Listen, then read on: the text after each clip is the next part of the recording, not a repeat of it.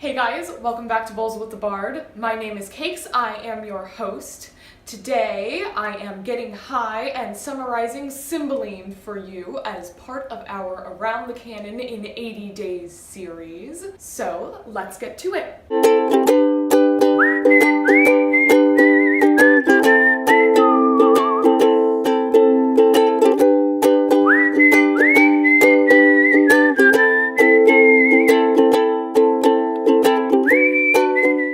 Alright, Act 1, Scene 1 of Cymbeline. We have two random gentlemen. I know, this is the worst beginning of pretty much any of Shakespeare's plays.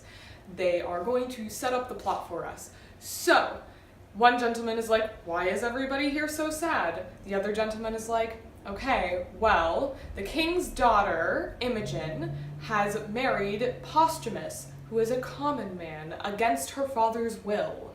Her father wanted her to marry her stepmother, his queen's son, so they could keep it in the family. To punish them, Posthumus has been banished and Imogen has been imprisoned. The gentleman who doesn't know stuff is like, well, doesn't the king have any other heirs? Why is he so upset? And the first gentleman is like, no, he does not have any other heirs. He used to have two sons, but when one was 3 and the other was just a baby, they were kidnapped. Suddenly, the queen enters with Imogen and Posthumus. She is pretending to care, pretending to be their friend by buying them more time. She leaves. Posthumus tells Imogen that he is going to Rome. He swears to be faithful to her. Imogen gives him a ring, and Posthumus gives her a bracelet. King Cymbeline enters in a rage. He is not happy that the queen has allowed Posthumus and Imogen to see each other again. He sends Posthumus away, and he and Imogen do not get a satisfactory goodbye. Cymbeline and Imogen then fight over Posthumus' worthiness. Imogen says that it is Cymbeline's fault that she loves Posthumus like this because he bred him as her playfellow. The queen breaks them up and takes Cymbeline away. Then Pisanio, a servant of Posthumus, enters and tells Imogen that Posthumus and Cloten, the son of the queen, have been in a fight on Posthumus' way out of the town. Pisanio swears that since he cannot be Posthumus' servant, he will be Imogen's instead. Act 2, Scene 2. Cloten enters, all pumped up about the fight that he has just had with Posthumus. He enters with 2 lords, one of whom kind of backs up Cloten with everything he says, and the other of whom is giving asides to the audience, telling us how truly stupid Cloten is and how horrible he was in the fight. Act 1, Scene 3. Pisanio returns and tells Imogen of his goodbye with Posthumus. He tells her that he stood and watched as Posthumus sailed into the distance, and while he sailed and became absolutely small, he never stopped waving goodbye. Imogen laments that she did not get a proper farewell to her love. Act 1, Scene 4. Posthumus is welcomed to Rome by Philario and Iachimo and their crew. A Frenchman among them recognizes Posthumus and says that they had a past quarrel about whether French women or English women were more virtuous. He says that Posthumus was far too invested in this argument. Posthumus apologizes for this, but says once again that his lady in England is the most virtuous. Iachimo does not buy this. He says there are no women who are as virtuous as he says Imogen is, and he says that Italian women are in fact more virtuous than any women who could be found in England. To end the scene, Iachimo bets Posthumus 10,000 ducats to Posthumus' ring that he can seduce Imogen. Posthumus takes this bet. Act 1, Scene 5. The queen obtains poison from a doctor. She assures the doctor that she's only going to use it on dogs and cats to try to find antidotes to this poison. The doctor then tells us in an aside that she does not trust this queen, and so instead of giving her poison, she has given her a sleeping potion that will make it seem like someone's dead for a while, but won't actually do any harm. The queen then reveals her plan to us to poison Pisanio so Imogen does not have any contact with Posthumus. The queen believes that if she can avert Imogen's attention, that maybe Imogen will fall in love with Cloten instead. Pisanio enters, and the queen asks Pisanio to try to sway Imogen a little bit more her way. Pisanio says that he'll think about it. The queen then drops the poison that the doctor gave her and gives it to Pisanio. Tells Pisanio that this is a medicine that has healed the king at least 5 times. When the queen exits, Pisanio tells us that he would sooner die than betray his master. Act 1, Scene 6. Imogen is lamenting in her room when Iachimo arrives in England. He gives her a letter from Posthumus.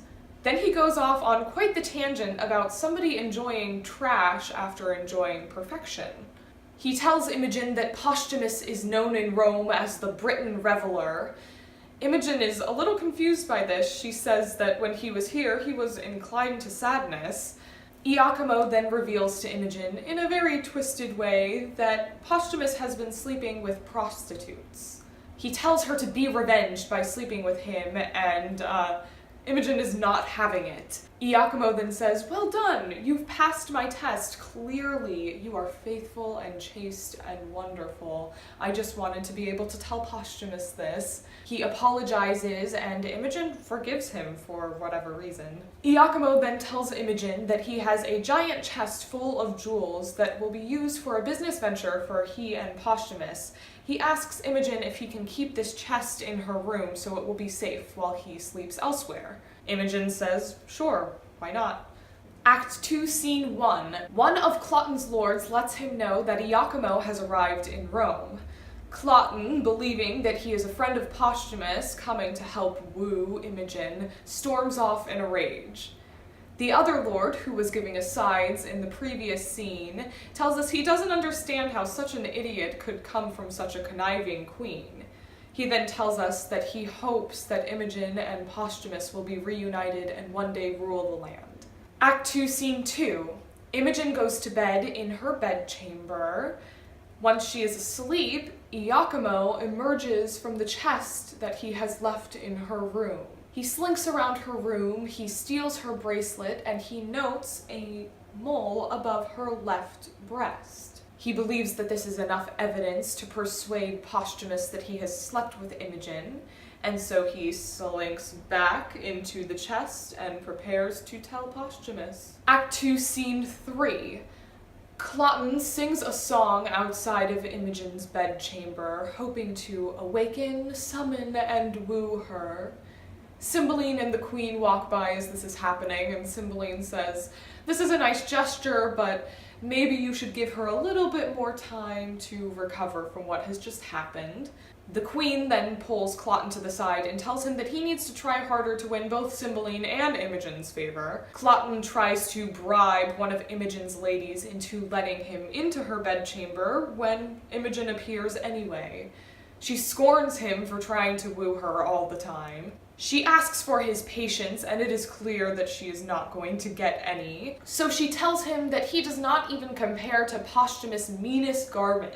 Suddenly, she realizes that her bracelet is gone, and she summons Pisanio. She begs Pisanio to look for it.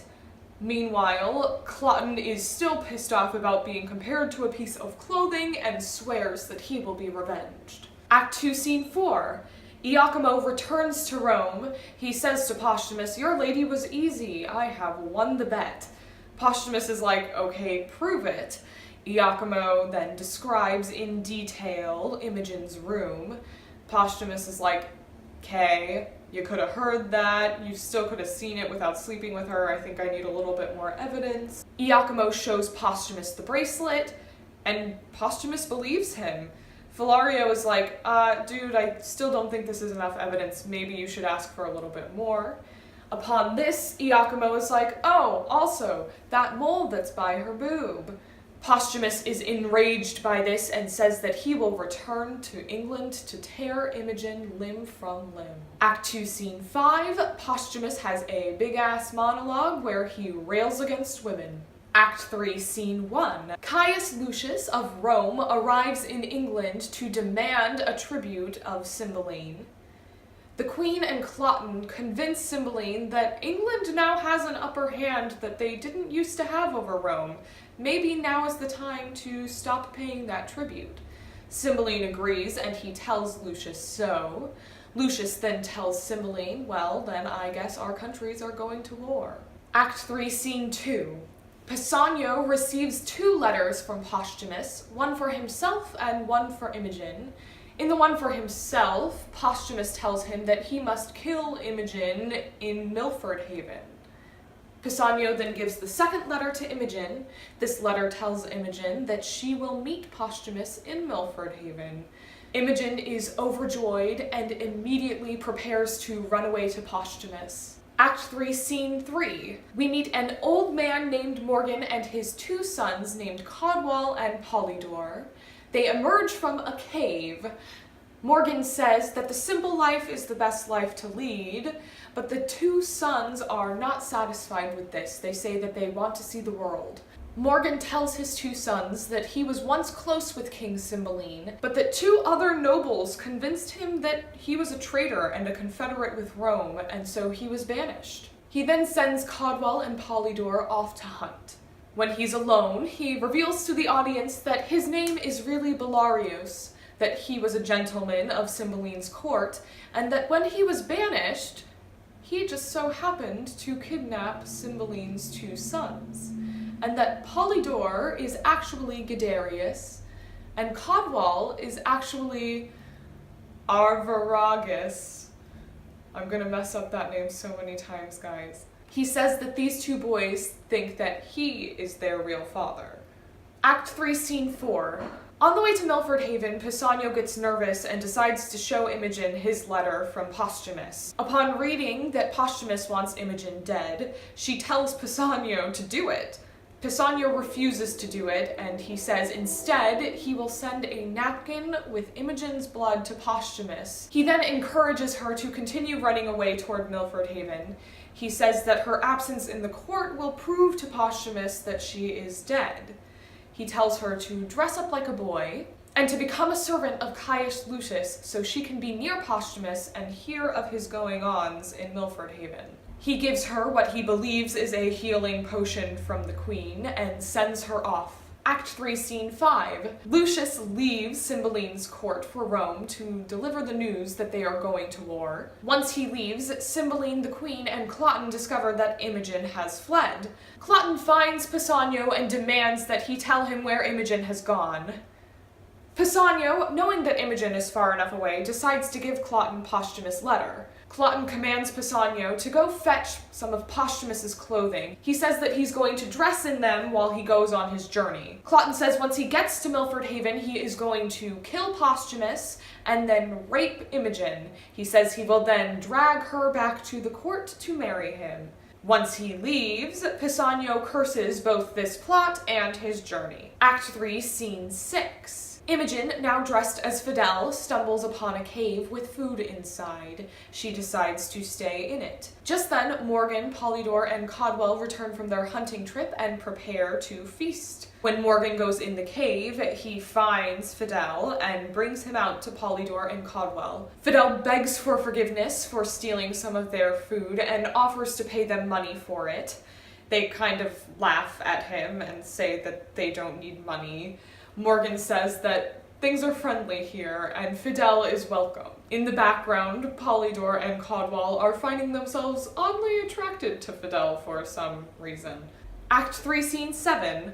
A Roman senator announces that Lucius has been declared by Augustus Caesar the captain of the Roman army. Act 4, Scene 1. Cloten arrives in Milford Haven ready to kill Posthumus. Act 4, Scene 2.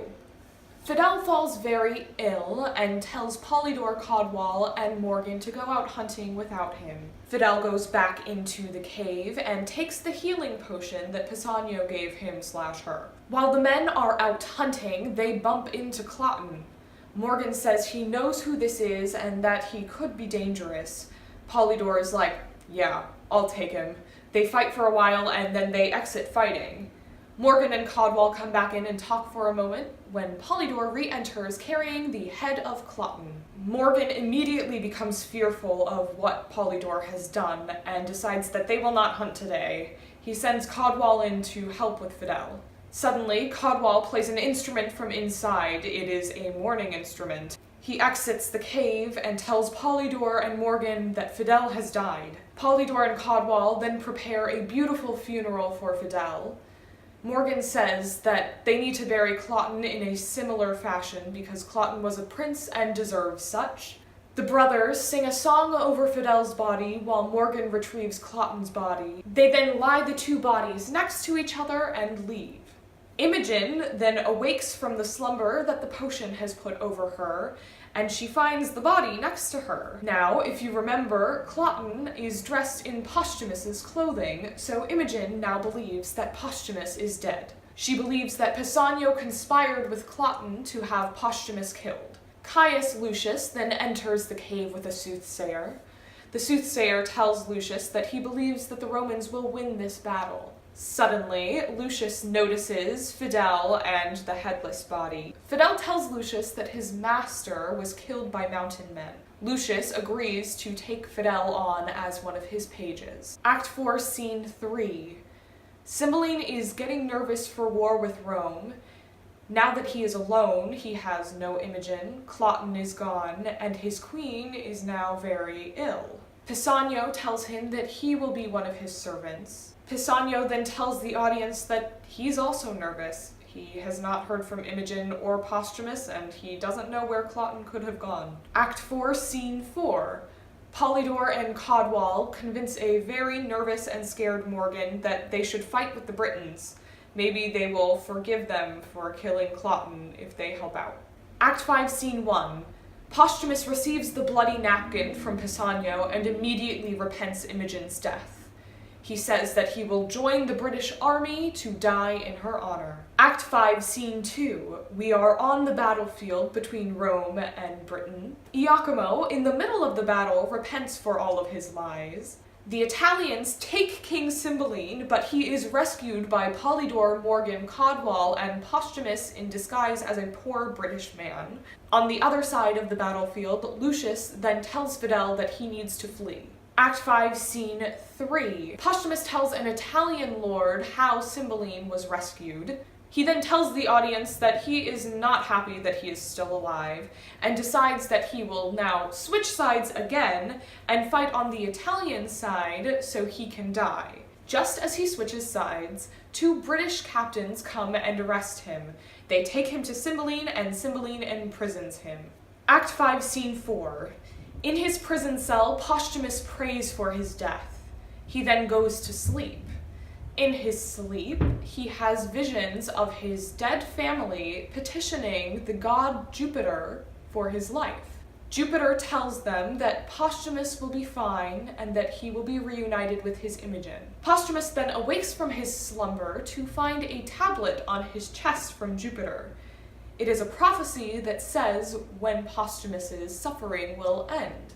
Unfortunately, Posthumus does not understand it. Posthumus is then told by a jailer who is jealous of his death that he must be hanged.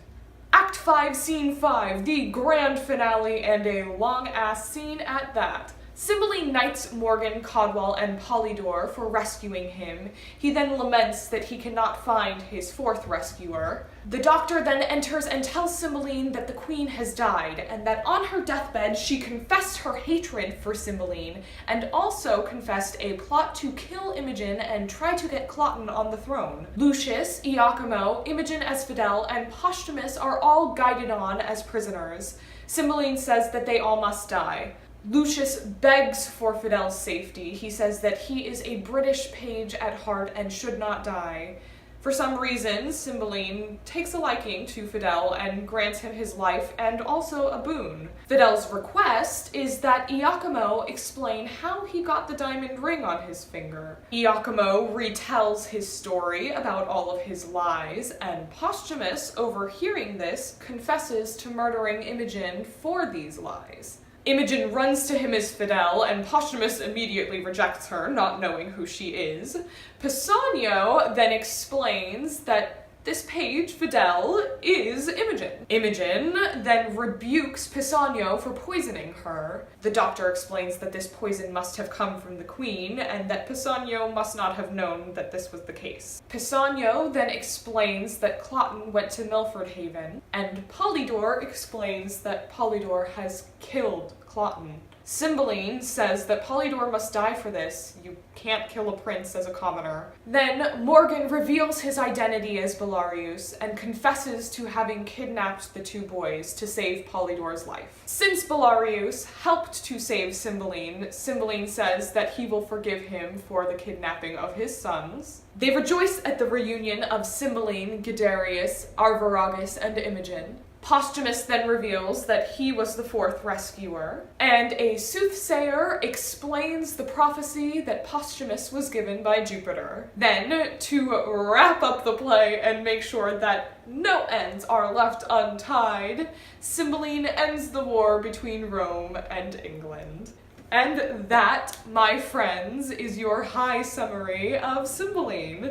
If you enjoyed today's episode and you would like to see more content like it, please like us on Facebook at Bowls with the Bard, subscribe to us on YouTube and WeedTube at Bowls with the Bard, and follow us on Instagram at Stoned Shakespeare. We will see you in a couple of days for our next play in our Around the Canon in 80 Days series, Part 2, Shakespeare's Drag Race, with two gentlemen of Verona. Bye, guys. Lay me where sad true lover never find my grave to weep there.